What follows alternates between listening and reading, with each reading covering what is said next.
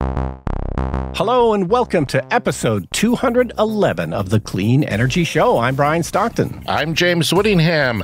This week, April battery innovation brings May fossil fuel tears. There are so much battery innovation and progress this month that big oil CEOs are set to receive more pain than when I stepped on that Lego a few days ago, Brian. I mean, my kids are 16 and 20. Why am I still stepping on Lego? Doesn't make any sense. The U.S. has plans to upgrade 100,000 miles of power transmission lines in the next 5 years.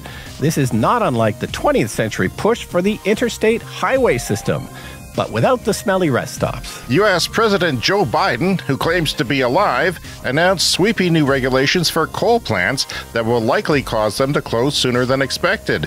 Even Santa Claus is no longer allowed to put coal in stockings. Brian, you'll be glad to hear that. And that is right, James. The state of Nevada has already put a large grid storage battery on a site that used to house a coal power plant. And in true Nevada fashion, the batteries will be charged by pull handles on slot machines. All that and more on this edition of the Clean Energy Show. And also this week, carbon capture and sequestration is greenwashing. Stanford University professor Mark Jacobson is going to tell us why Gogoro scooter batteries are finding second life uses and adding revenue to the already hugely successful e-mobility company. EVs are already proven to be more environmental than combustion cars, but when you recycle the batteries, when you factor that in, Brian, while the payback period greatly drops by years, and it can be as little as 1 year of driving before you are more environmental than a gas or diesel car. Honda will invest billions alongside two Canadian governments to build EVs, the first of which will roll off the assembly line in the futuristic year 2028. And G7 countries discuss 2035 as an end date for coal-fired generation. And we have even more than everything I've mentioned. A very, very busy week, Brian. Yes, and I feel great. I feel like a new man because I finally cleared my podcast playlist. Wow, an accomplishment for a retired man. Yes. So I love podcasts, but I tend to subscribe to too many, so I can't listen to all the episodes. So you end up with this huge backlog of podcasts, and this had been going on for months. And through a combination of just listening to a lot of podcasts and then just deleting a bunch and cutting back on my subscriptions, for the first time in probably 2 or 3 years, I've cleared my podcast playlist. So only new episodes I listen to, and it's a great feeling. I feel now you have time to listen to our show. You could maybe squeeze in one of our episodes. It's very good. Well, I wouldn't go that far, but I think more audiobooks is the plan. Fewer podcasts, more audiobooks. Interesting. You should mention that because I'm going to talk about that in a second. But go on. Just a quick update on Gasoline Alley, the daily newspaper comic strip. I mentioned it a while ago. There was a town vote, and they decided not to change the town to Electric Acres. It's going to remain Gasoline Alley on the longest-running comic strip in existence. Well, you had to see that coming because, you're not going to change the name of it's the name of the comic, really. So that wouldn't make any sense. It'll just be more quaint as time goes along. Brian, we have new merchandise in the Clean Energy store, linked in your show notes. Wow. They now have trucker hats available and mugs and camping mugs. And for a limited time only, get $5 off, $5 US off almost every item in our store by using the promo code SUNSHINE. That's Sunshine. Look for it in your show notes, all capital letters for a limited time, everything. And if you have any requests for merchandise, because they have basically almost anything you can imagine and quite a few things you can't, that seem ridiculous. But if you have any items that you thought we should have, we'll put that in the store and they'll print them as you order them with our logo. And it's my son. He's in Vancouver. He's got some time between the end of university and the start of his summer job with the city here in our city. And he is spending a couple weeks on the west coast of Canada, and he's sending me pictures of things that are foreign to me, like bike garages and bike paths, well-made, isolated bike paths. And it's a different world, BC. I mean, every car you look, you can't swing a cat without hitting an electric car. And, Very progressive place. Yeah, and we're used to seeing things like, bike garages in Europe, but they're not so common in North America, and I didn't know they even existed here in Canada. But yeah, of course, in BC, that makes sense, yeah. I've been trying to read Mark Jacobson's book, No Miracles Needed. It's very expensive. I don't know why, if it's just a demand thing or something like that. But so it wasn't possible that I was going to get it anytime soon. So I went to the library. My partner is the library person. She has several library branches named after her for all her late fees that built them. And she very much is a library person. She's constantly reading. She has Libby apps and everything you can imagine. So she set me up, and it was there. The book was there as an audiobook, only as an audiobook, and then it was gone. There was no reference to it the next day by the time I actually signed up and got my library account reinstated and dusted it off the mothballs that it was in. It was just gone. I can't explain it. Yeah, that's weird, but it can be slightly confusing. And yeah, I'm a big fan of the public library for stuff like audiobooks. I think a lot of people still don't realize that you can get things like audiobooks. Sometimes you have to wait if it's popular waiting list. But there can be different apps, and that's the confusing part. So our library uses Libby, but they used to use this Overdrive, or Overdrive changed to Libby. So there's sometimes more than one way to access the collection at your local library. Hoopla too is another one. Hoopla. So it could be something to do with that. So maybe check Hoopla or check another app. I did. There's probably it's available somewhere. So his book is very interesting. It's called No Miracles Needed. Basically, it's in line with what this show is about, that we only need renewable energy and very little else to complete the energy transition. And he outlines how that is. He is a Stanford University professor in engineering and environmental engineering. So carbon capture and storage, we have one of those plants. And when the Australian group mocked carbon capture and storage, they outlined in our small Canadian province here, our carbon capture and storage. We talked last week about a family of farmers saying that carbon was coming out of their ground by where they were pumping it in. By climate scientists and the people who are doing the hard work of the energy transition, the policy and the analysis that are advising governments, really don't like carbon capture and storage. And the oil industry and the fossil fuel industry in general thinks that it is, or tries to say that it's the solution so that we can burn and use more of our product. But their product is already not competitive with renewables, and then you add the added cost of the storage of which you can't even capture. Like, I think ours is captured 40 or 50%. It has a lot of downtime. It hasn't been working. It never works. It's supposed to capture 90%, but it has not ever for one day ever done that. Not even for one day. Yeah, this is often used for coal, but they want to use it for natural gas. They want to use it for other things. The CO2 is transported into a pipeline and stored deep underground in geological formations. And it's often used, as it is here where we live, to pump more oil out of the ground. It combines with the oil and makes it less dense and brings it to the surface. Not only does it cost a lot, but, it's just, there's environmental issues. So Mark Jacobson, I have a clip when he would talk to Robert Llewellyn about a year ago or so on carbon capture and storage. This is 1 minute and 40 seconds, and I want you to listen to it because he's talking about a carbon capture and storage facility in Texas. And he says that greenwashing is all that this is. But just to give you an idea of how ridiculous this is. So they put carbon capture equipment on part of a coal plant to try to capture the emissions from part of this coal plant. But they built a natural gas plant just to provide the electricity to run the equipment for the coal plant, the carbon capture in the coal plant. I mean, how insane is that?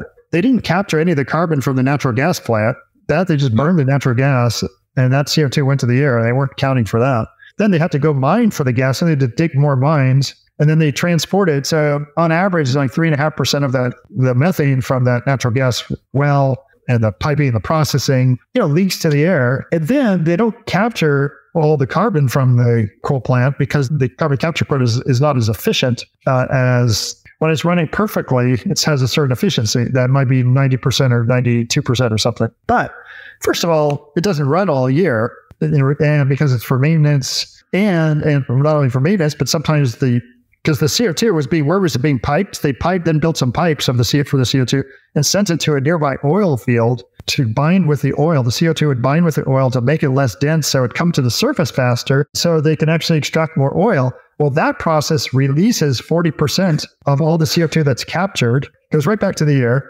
Nobody accounts for that. But when you actually account for the fact that you're not accounting for any of the CO2 that from the upstream mining of the coal, the transport of the coal, and only a portion of this burned coal CO2 is captured. So when you all is said and done, before you even count for what happens to the CO2 after the capture, over a 20-year time frame, the capture rate was about 11%. Yeah, we spent $1 billion doing that, $1 billion so that we could keep burning I think it was coal. closer to 2, yeah. It was a lot of billions. It would probably be more billions now. That was 10 years ago or whatever it was. And yeah, and then both political parties in our province were behind that. And it's nonsense. It's trying to preserve coal jobs and the resource of coal that we happen to have here. But at what cost? Why not put $2 billion into renewables? I mean, imagine if they'd done that. It would have been 100% clean, except for the, the manufacturing of the products, which can pay off in a month or 3 months or 6 months. Yeah, because it can be politically difficult to shut down a whole industry. Now, you'd be creating a whole nother industry if you put that money into renewables. But yeah, it's politically difficult to shut it down. And it's politically difficult for governments to only support one path. Governments always like to say they don't like to pick winners and losers, but that means that, you and I have determined solar, wind, and batteries, that's all you need. So that's where the government should be focusing their energy. But then they would be accused of being, politically motivated to support one thing and not another. And I think that's why we still have development of nuclear and carbon capture, because the government's trying to play every angle. But this is a waste of taxpayer money, ultimately, and that's not good. I mean, why make things worse when you already have to invest money, trillions of dollars worldwide, which, by the way, will pay back in 6 years if we did that right now. It's all it would take, 6 years to pay back, and then it's gravy. Mark Jacobson goes on to say that this is a greenwashing exercise, and it puts the $1 billion of price tags on consumers. And guess what? The poorer you are, the bigger chunk your electricity bill is of your income.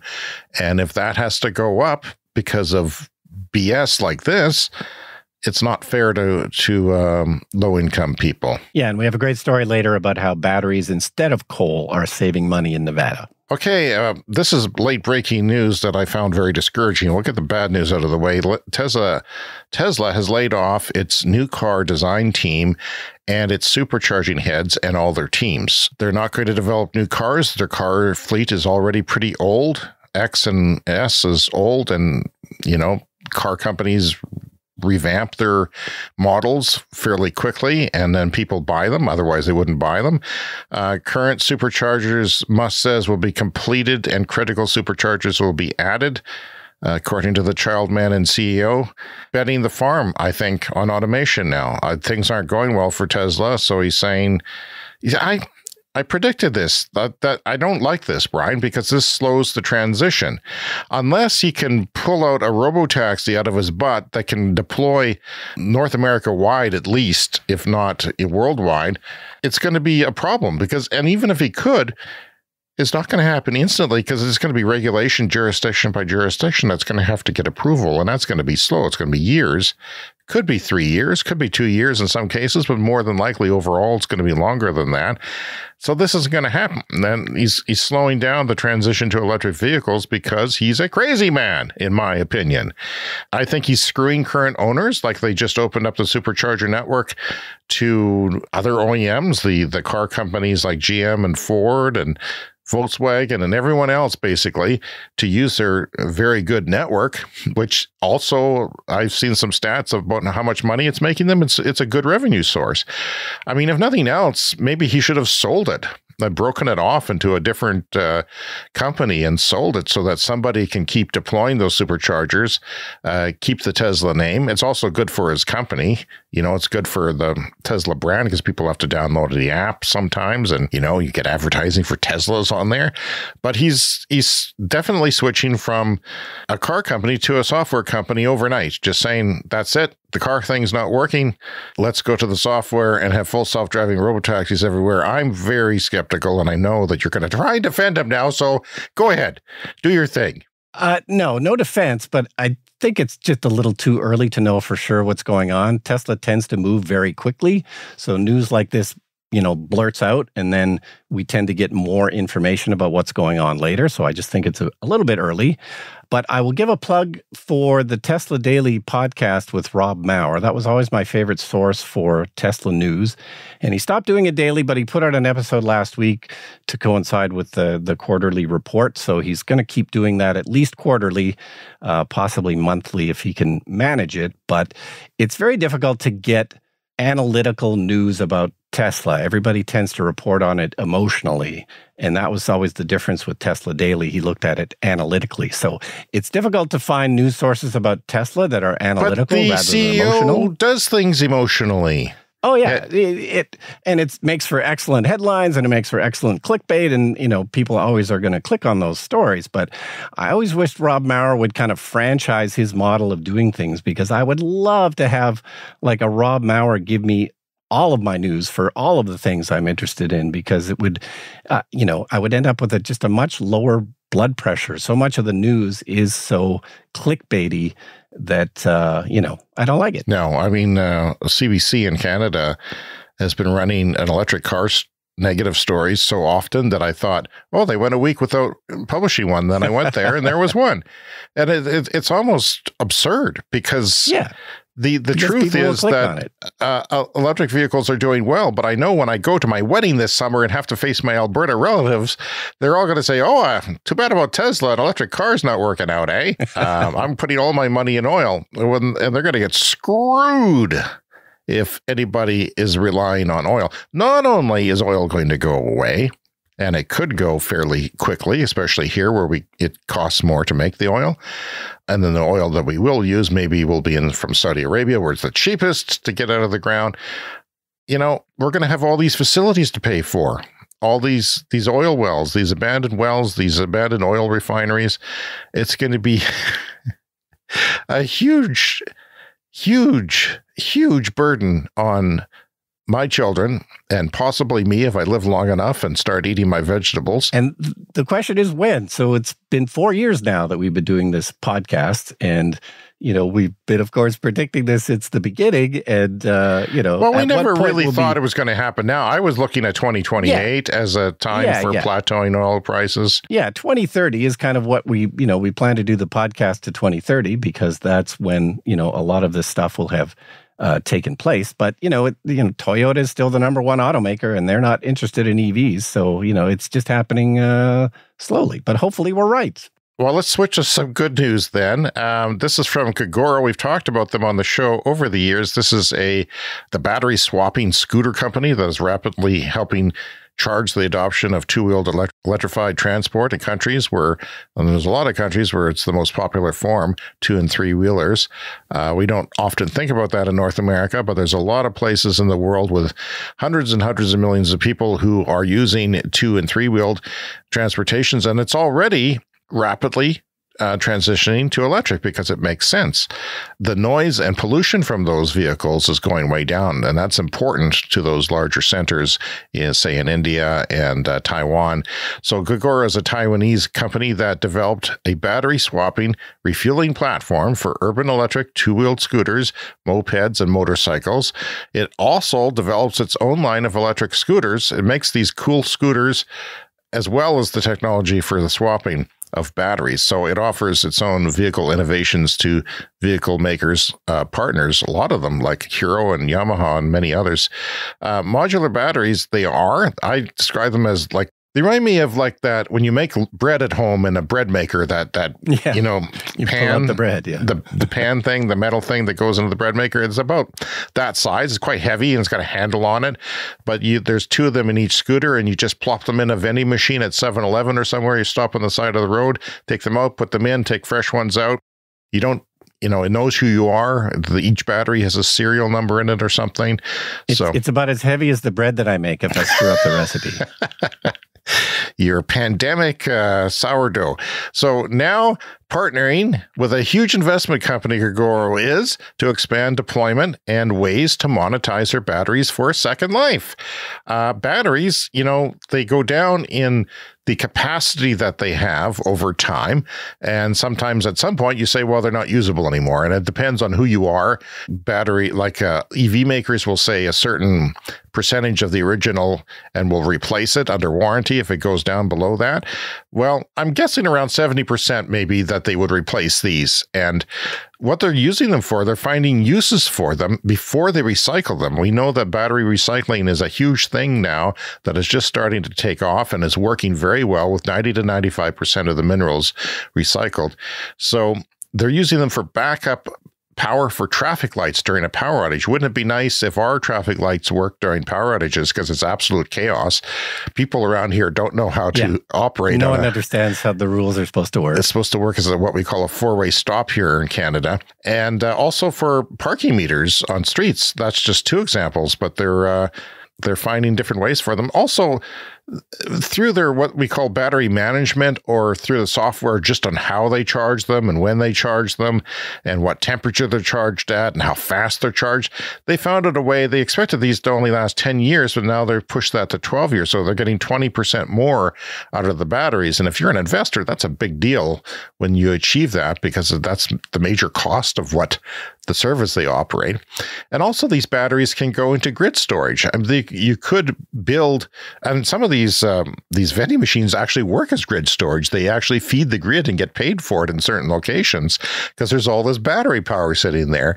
And you don't need a full battery to power the grid. You could have all these 70% or even 50% or even 40%. It doesn't matter, because it's not reducing your range on a scooter or an EV. You can put that into a modularly designed item to do that. And then after that is all said and done, and they're, 30% or 25%, then you recycle them and you get all those minerals back and put them in the new batteries, and that makes you a lot of money as well. So that's a good news story to start the show. Yeah, and you think about not just the Gogoro charging stations, but automobile charging stations. Some of them are starting to have a battery pack with them as well. I used one in my BC trip last year in the West Coast, because the company didn't have a huge grid connection. This is one where I was getting free power from them because they had a plus 20% off their delicious burger restaurant. If you charged, if you dare to charge for free, they would give you 20%. That's just one of the greatest consumer experiences of my life, and I will continue to mention it. And it's called On the Run. And it was great. So they used a battery because they didn't have a huge connection. But when that battery ran out, then you got slow charging, and people were kind of annoyed by that. But because those Gogoro batteries, because they're already kind of modular, you can see it would be fairly easy to build just a charging station battery where you just plug in a bunch of those Gogoro things. And instead of people pulling them out to use them in their scooters, you just leave them in there. And again, get a few more years out of them before you have to take them apart and recycle them. Exactly. So it's very interesting business. All right, from Electric, Nevada has put a big battery energy storage plant where a coal plant used to be. And this is a great use case that we often mention. When you have a coal plant, they already have the grid connections there. So replacing it with clean sources like batteries tends to be fairly easy. So this is in Nevada, NV Energy. This is their largest battery energy storage system. It's going to be 220 megawatts. Versus 557 megawatts from the coal-fired plant. So not as much power as the coal-fired plant because they're only using it 2 hours a day. So the problem they were trying to solve, and batteries can solve different problems on the grid, but their problem was particularly to do with that peak energy demand, 5 to 9 p.m. So this is what the NV Energy CEO said. The hours that NV Energy really get concerned about are about 5 to 9 p.m. because what happens at that point, solar energy has started to ramp off as the sun's going down, and so we've often had to go out to the market, the energy market, and buy energy to meet the demands between 5 and 9 p.m. So this is very common among utilities. You can't always produce the exact amount of power you need, so you can just buy it from your neighboring utilities, but it goes on over the last couple of years. On average, we've paid $250 a unit of energy during those hours. And we look at a project like this battery project, and they can deliver that same energy for closer to $100 an hour. So just to cover those 2 hours of storage, they think they'll see a 15 to 20% reduction in the energy bills of customers by the end of this year. And, another benefit of batteries is they're way quicker to deploy than other more complicated types of energy. Very quick to deploy, especially if you have a grid connection like an old coal plant. Yeah, that's only 2 hours. There's 2 hours of storage, and then there's 4 hours, generally speaking, right now. And you're saving like 15, 20% just for that 2 hours. It's amazing. From that 4-hour period of 5 to 9 when everyone gets home from work and starts consuming. I don't know why it goes down at 9. Do people go to bed at 9? Some people do. I certainly do. You certainly do. Oh, yeah. I'm out like a light. You're asleep right now. You've never been awake. Okay, well, that's interesting. Just one of the many ways. Plus, they stabilize the grid because they can react so quickly to demand increases, and that saves money. Don't ask me how. I'm not a grid expert, but I think, when the grid goes down, they lose equipment, and hardware has to be replaced and other things like that, and people have to go out and fix things. So if you can meet that demand without tripping it with batteries immediately. You don't even use the whole battery. You just respawn for a while till something else can kick in. And they can always add more batteries later. Okay. Well, you know what? April batteries. It's been a huge month. We're at the end of April now, and we talk on this podcast for 4 years now about battery innovation being incremental. Sometimes it's more than incremental, Brian. Sometimes it's more than a couple of percentage here or there of something improving. There's some big news this year so far, and a lot of it has come just in April. 1 month. They're essentially, batteries, as we just said, are essential components to the energy transition because they serve as the bridge between renewable energy generation and consumption, because renewable energy is variable. Wind is variable. Sun goes down, and the batteries help with that, especially in the evenings. That's often where they're used right now. The energy storage systems can store surplus electricity when generation exceeds demand during the day when the sun's shining. You got more solar than the grid needs. You put it into batteries and release it when the demand surpasses generation in the evenings. Here's a stat. In 2016, the energy sector accounted for 50% of the global demand of batteries. So all the batteries that you think about in your laptop, your phones, and everything else, half of those batteries went into grid storage in 2016, which actually surprises me. Yeah. And the rest of them went into batteries, because I don't know how much one container of grid storage batteries would be compared to cell phones or whatever, but it would be a lot, I imagine. But by 2023, energy share has risen to above 90% in a market that is 10 times the size as it was in 2016. So now 90% of batteries in the world are going into grid storage. And there's a lot more batteries being made, 10 times as much in the last 8 years. California has installed 10,000 megawatts of battery storage, more than any state or country except for China. Now, we see stories, and we talked about them installing small little battery projects in California. I had no idea that it was quite what it is, because we've talked last week and the week before about all the energy that's, battery was the number one source of energy for a limited amount of time in the evenings around 8 o'clock when it's deploying. It was the biggest share of the grid. Yeah. And if you think about the general public, I think they would be shocked to find that grid storage batteries even exist. I'm mildly shocked, Brian. I'm mildly shocked. So yes, I think people would just look at you funny if you told them. I'll try telling people, but I think no one's going to believe that. And maybe some of our new listeners are a little bit surprised. So battery storage news this month alone, listen to this, advances that have been made or announced are going to accelerate the deploying of renewables in a big way. CATL, that is the world's biggest battery company, they're a Chinese company. They have announced a lithium iron phosphate battery chemistry that would offer, in an electric car, for example, 1,000 kilometers of range. That's about 600 miles. We don't need that. I think you and I, even in this extremely cold climate that we live, don't really understand the need for a 1,000-kilometer car. Some exist, some have been announced with other battery technologies, but it's a lot of battery to carry around when you're going to have to go pee at some point on the highway. So you stop for 10 minutes and you charge and you're done. So you have to stop anyway. Why not charge your car? So yeah, they're talking about 1,000-kilometer range for EVs with this new chemistry of batteries and a guaranteed performance. This is guaranteed for 15 years in storing renewable energy for the grid.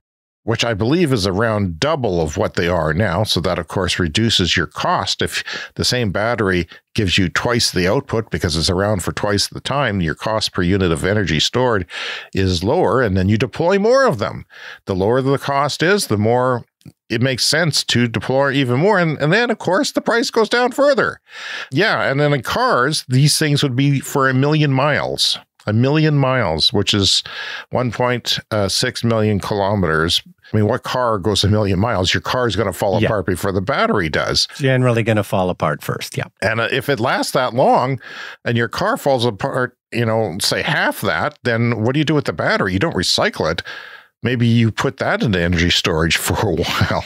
This is down the road. This is a problem not for now, but for down the road. Yeah, maybe not quite as simple as the Gogoro thing where you just pull out the battery and stick it in a thing. You would have to reconfigure it in some way, but absolutely used when the car is used up. There's been examples because the Nissan Leaf is one of the oldest cars around that's electric that's sold in any numbers. There's been examples of them using those for storage projects, small ones, experimental ones, but they'll pull the battery out and basically have it ready to be hooked up into a building that powers things. So also, this is the remarkable thing when we talk about battery developments.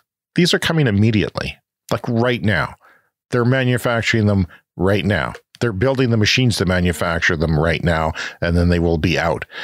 This is often we talk about battery things that come out in the lab. It's been proven in the lab, it works, but now we just got to get the production costs down. These CATL, the world's biggest, they're not fooling around. This is huge, and they are doing it very quickly. And this is good news for the world because this will get rid of fossil fuels very quickly. People don't understand. I know I got pushback from oil bros on Twitter and TikTok. They don't get this. They don't understand the connection between batteries and fossil fuels going away. And I don't know why they love fossil fuels so much, honestly. Why would you love something that makes you sick and pollutes the air? But it'll take years before this tech maybe gets into all cars or all energy storage, but, also there could be other better tech coming along that displaces some of this at some point, even before it becomes widely dispersed. It's hard to say. And this is number two now, CATL battery storage for grid in the container. They've got this product now that they're going to mass produce immediately that has zero degradation for 5 years. We talked about this before. Increased energy density by 30%. That is something of a certain size will carry 30% more energy in it than it did before, and a decrease the size of it by 20%. Not only is the energy density gone up, but these containers are actually going to be 1/5 smaller. And all this has happened this month. Wow. Last summer, CATL unveiled a battery called the Shenzeng that can add up to 400 kilometers of range in a vehicle in 10 minutes of charging, which is perfect for me. I'm getting old, but even as a young man, my bladder wouldn't last more than 3 hours because I'm drinking something caffeinated to drive on the highway. You stop. And by the time you go to the bathroom and get a coffee or a drink, 10 minutes is done. But I can't stretch my legs in less than 10 minutes. No, and that's even often been the case when I'm doing road trips with my Tesla. The car is often ready before I am. Even now. So, there won't be any excuses anymore for people not to buy electric cars. They said a couple months ago, actually, I think, that they're going to reduce the cost of the batteries per kilowatt hour, that's unit of electricity, by 50%. Solar has gone down dramatically in price over the years, but it's been steady. It has not fallen 50% in 6 months.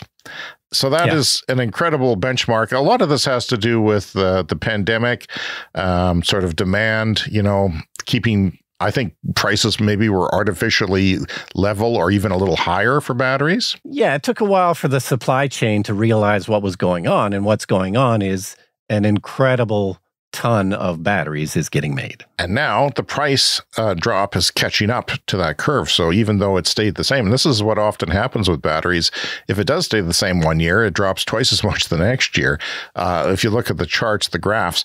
So also in April, BYD, that is the car maker that is competing with Tesla to be the world's #1 electric car maker right now, and the second biggest battery maker in the world. They not only make cars, they are the second biggest battery maker in the world after CATL, also a Chinese company. They launched its next generation storage system. This is for the grid to store renewable energy.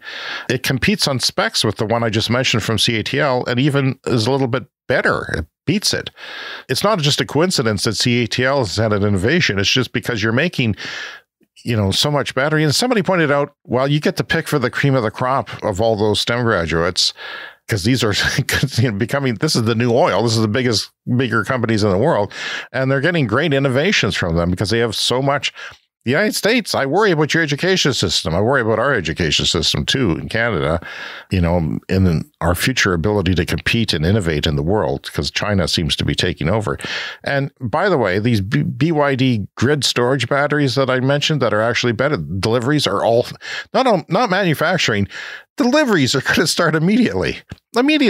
Like, it's happening now. This podcast has to come out every hour in order to keep up. There's just no way we can keep up once a week. This is not a lab announcement press release. This is real world lightning innovation and scaling up. China will add this year in battery grid storage what the rest of the world already has in history, plus what the rest of the world is going to add this year. That's what China is going to add. So when that happens, that speeds the closing of Chinese coal plants, which are still a problem. So renewables will wipe them out economically, and they will operate less, and then they will close down. And that's good. And plus, when you start manufacturing batteries for the Chinese market on such a huge scale, it brings the prices down. The larger you manufacture, the cheaper it is. CATL is shooting for 2028 with the release of solid-state batteries. This is the elusive solid-state battery that we talked about for years and has been promised. Toyota's even promising one by 2028. This is the tough one because it's expensive to manufacture and they don't quite have all the problems solved with it.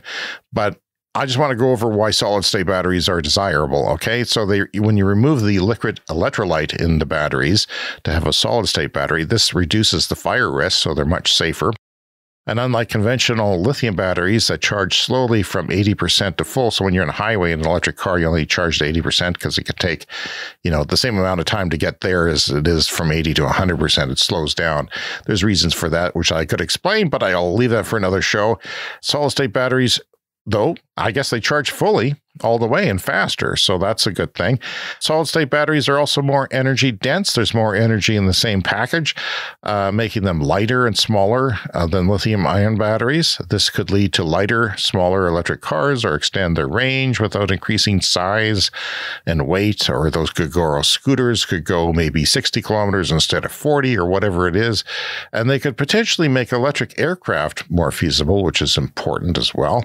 But April 2024, Brian, a huge moment in history for batteries and the clean renewable transition. That is amazing. All right, it is time to dip into the mailbag. All right, so, hey, Brian and James, I'm just listening to your most recent episode, and you mentioned how you saw 2 Chevy Bolts drive by in the background of a report in Montreal about rising gas prices, and how you said they are rare to see.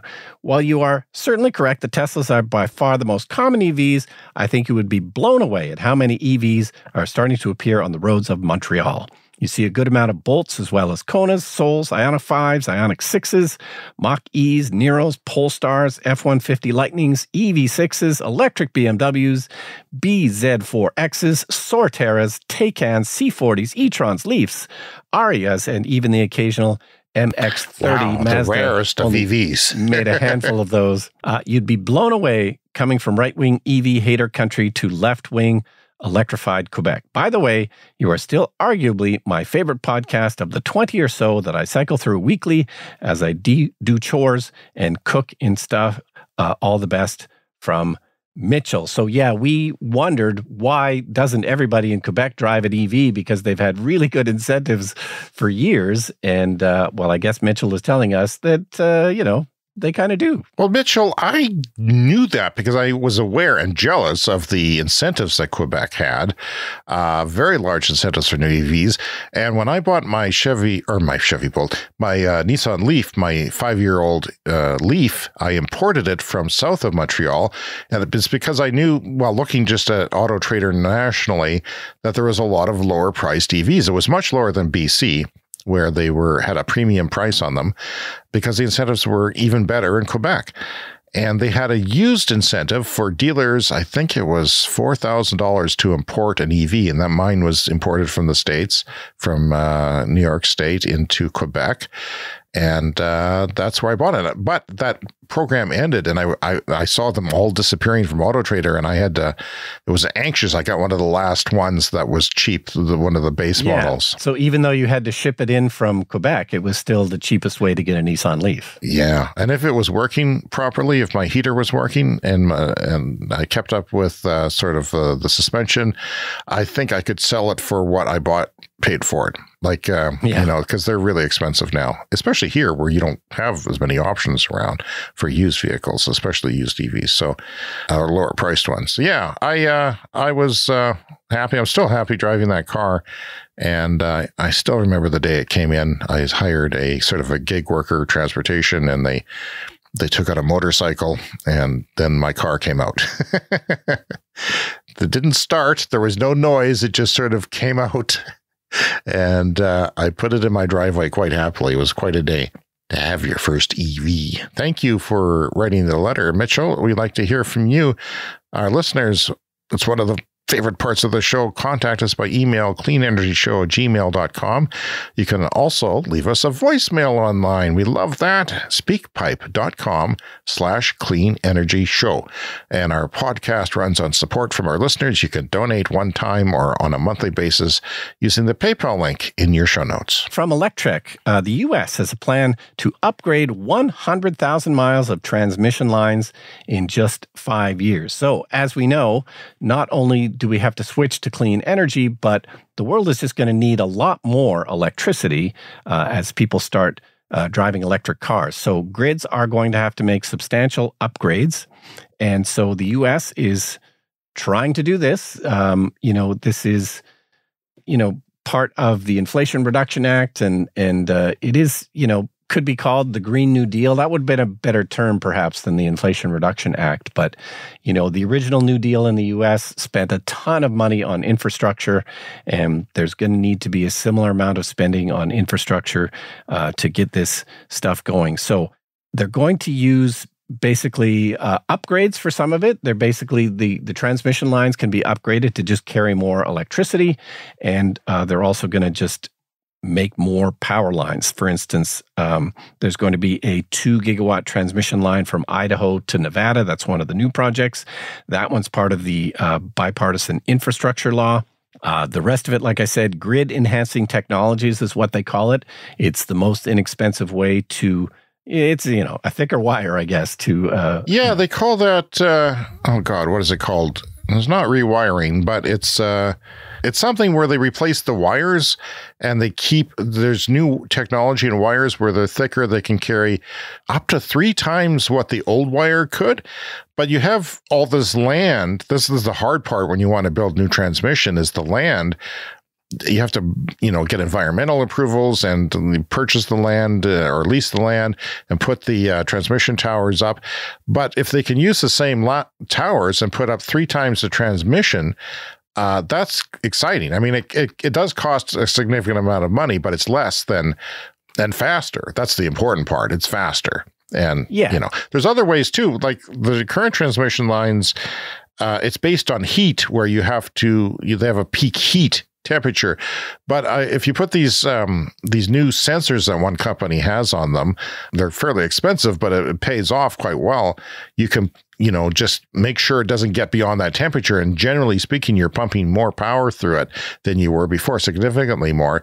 So, we say the transmission is a big bottleneck, right? But there's great ways of improving that before we build new transmission. Yeah, and the grid is getting smarter, and that's one of the ways. We didn't have these kinds of software things. AI can be used to monitor the lines, as you say, with sensors to make sure everything's going. So yeah, this is from the Biden administration. There is the Grid Resilience and Innovation Partnership Program. That's the GRIP program. And the U.S. Department of Energy has also simplified the environmental review process for transmission line upgrades. We talked about that a couple of weeks ago in terms of geothermal energy projects. They're trying to streamline the permitting process. All of this has to become easier and quicker to do because all of this has to happen quickly. Same with solar on rooftops. That's a major thing advantage that Australia has. They've gotten rid of the red tape and the permitting time. And if you can get rid of that, it makes it a lot more economical for companies to do that. So very interesting stuff. And, 4 years ago when we started the podcast, I knew nothing about grids. I know slightly more now, but I feel like it's something we have to learn about and discuss on the show. And and speaking of grids, the Biden coal regulations, this is from Bloomberg. The administration in the United States is taking strong steps to reduce pollution from the U.S. electricity sector, focusing on carbon dioxide emissions from coal plants.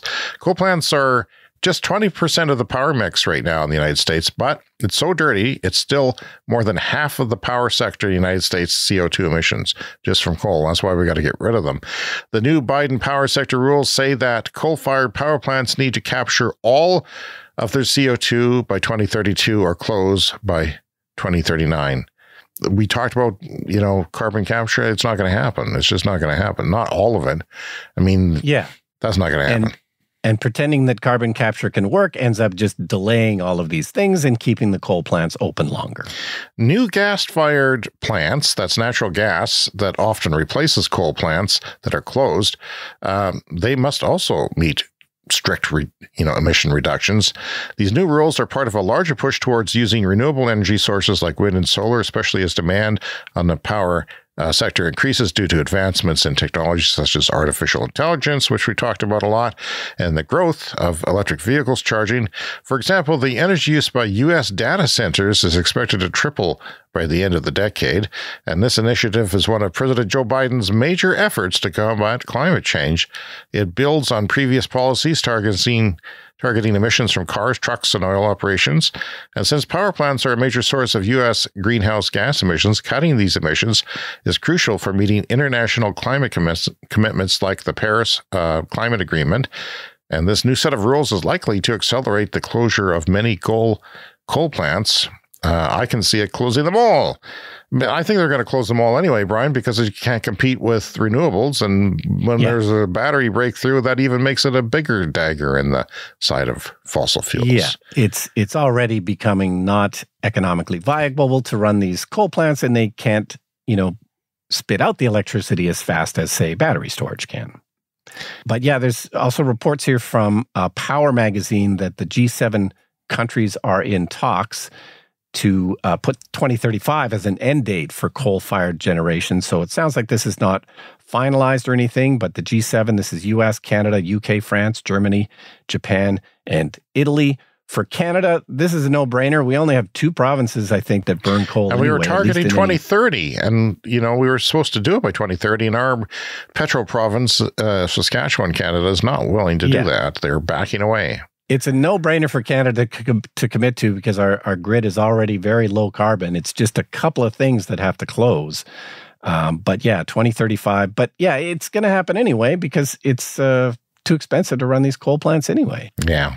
Big news here from Honda. This is, again, news from Canada, where James and I are, but a massive, massive investment in EV batteries and vehicles here in Canada. This is a $15 billion announcement from Honda and the Ontario government, the Canadian government. Both of those governments are going to pitch in a few $1 billion of this massive $15 billion project. So Honda has been one of those laggards when it comes to electric vehicles. Since this isn't going to start pumping out EVs until 2028, that still makes them laggards, really. I guess their Honda Prologue is just starting to come out. They do have an EV.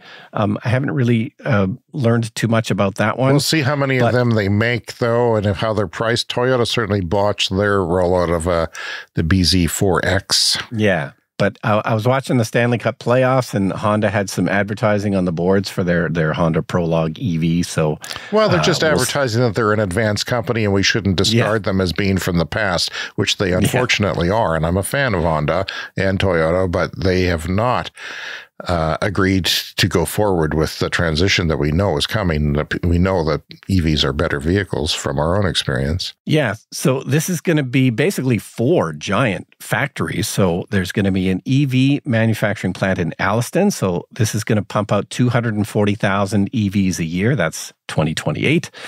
There's going to be a battery manufacturing plant that'll do 36 gigawatts of batteries a year. They're going to have a cathode active material and precursor cathode active material factory. And this is a joint venture with POSCO Chemicals, which is a Korean company. They haven't said where that's going to happen. And then the fourth is a separator factory, whatever that is, but the separator part of a battery, I guess.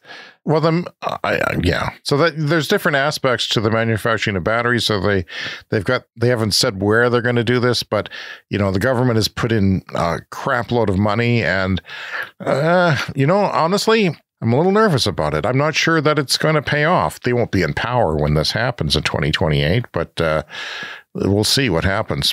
Like it could be a bit of a boondoggle if Honda doesn't actually go through with it, or if Honda doesn't, actually, if they're out of business, or if they're not competing, if Chinese companies have taken over the auto market by then. That's a long ways away. 4 years is a long ways away. In this, what we talk about on the show, it's a long ways away. Yeah. No, but it is a huge investment by government. But, that's kind of what's happening right now in the U.S. and Canada, massive government investment to help spur this thing along. So, yeah, the separator factory is a joint venture with a Japanese company. So, yeah, 4 big factories and $15 billion. A lot of money. And I'd like to be a part of the energy transition, including the electrification of transportation. But it can be scary at times because these are big numbers and who knows how it's going to play out. It's time for the lightning round. The lightning round is a fast-paced look at the latest headlines in climate, clean energy, and transportation. Battery recycling, Brian, drops the number of miles an EV has to drive to break even with ICE vehicles, environmentally speaking, that is gas and diesel cars, from 25,000 miles to 15,000 miles, or about 24,000 kilometers. That's about what some people drive in a year. The CO2 break-even point for EVs compared to ICE just dropped when you factor in recycling. So that's pretty cool. That means that EVs are even more environmental than we initially thought, because we weren't factoring in a carbon footprint to EVs, but it's basically 1 year compared to forever for a gas car. So that's about a 40% reduction in the miles driven to get to that break-even point. Okay, here's a stat for you. Fires per 100,000 vehicles sold in the United States. This is the number of fires per 100,000 vehicles. EVs, 25.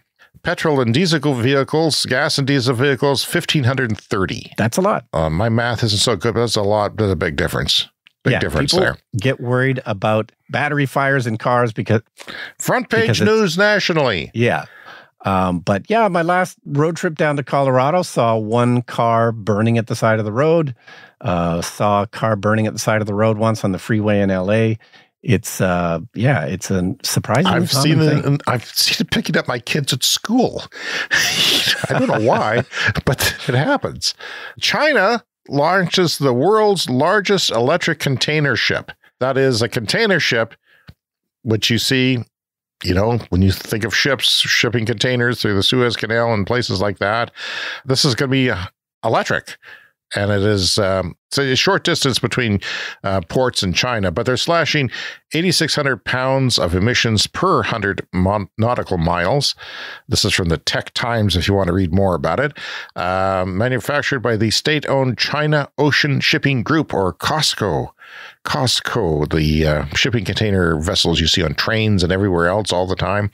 The vessel is now operating on a regular service route between Shanghai and Nanjing. California now has one EV fast charging station for every 5 gas stations. Now, we talk about charging stations at home, at restaurants, shopping malls. Often they're not fast, but the fast ones that you need on the highway, or if you live in an apartment and you want to gas up once a week, fuel up once a week, that's what they have. So yeah, and most charging is done at home, so you don't really need as many. I mean, you're always saying that on the show.